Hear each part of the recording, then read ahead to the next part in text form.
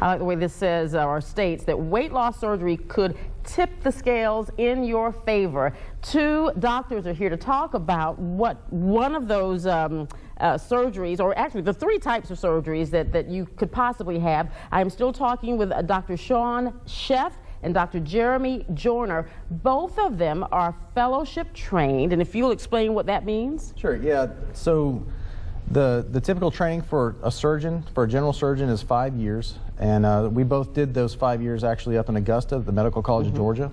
And then we each spent an extra year of training to specifically focus on bariatric surgery and minimally invasive surgery, doing big operations through small incisions. Okay. And I did my training in Minnesota, and he did his in Wisconsin. But we knew each other beforehand, and then when he decided to come back and join me in this practice in Americus, we decided to start doing this bariatric surgery with the special training that we had received. And I know there are two things I really want to ask. Number one, insurance coverage, but the other thing, because you see the national news stories about, you know, teenagers opting for, do you recommend that? I mean, let me just put it this way. What is the minimum age and I guess max age that somebody might consider this? Well, you know, across the nation, all those questions are still being fleshed out. We're still trying to find out the research about whether it is effective in children or more effective or needs to be done when patients are under 18. Currently, for our program, we are limiting it at 18 and above. Okay. And actually, for us, we're going from 18 to 60. That's our target range of patients that we feel are going to benefit most from the surgery, and it's going to be the safest to do the procedures on them. All right, the all-important question. People may be considering this, but will my insurance pay for this?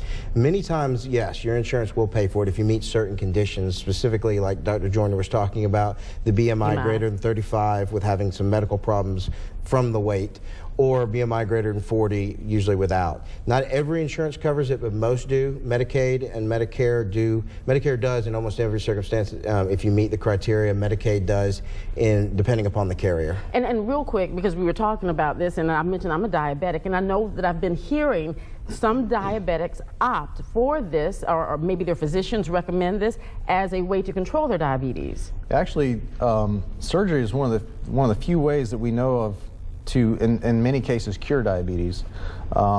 In some instances, patients will come to the hospital, especially in the area of gastric bypass, which we're not currently doing.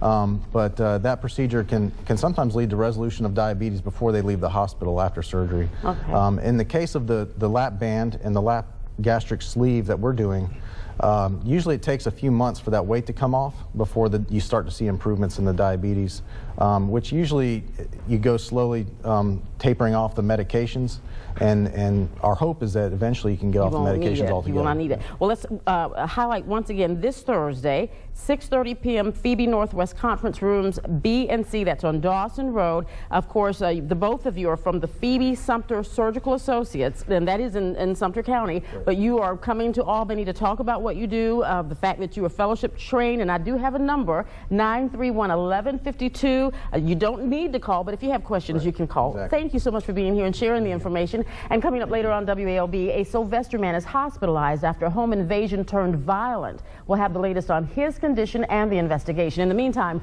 for the latest news and weather, log on to WALB.com, or you can check us out on Facebook and Twitter.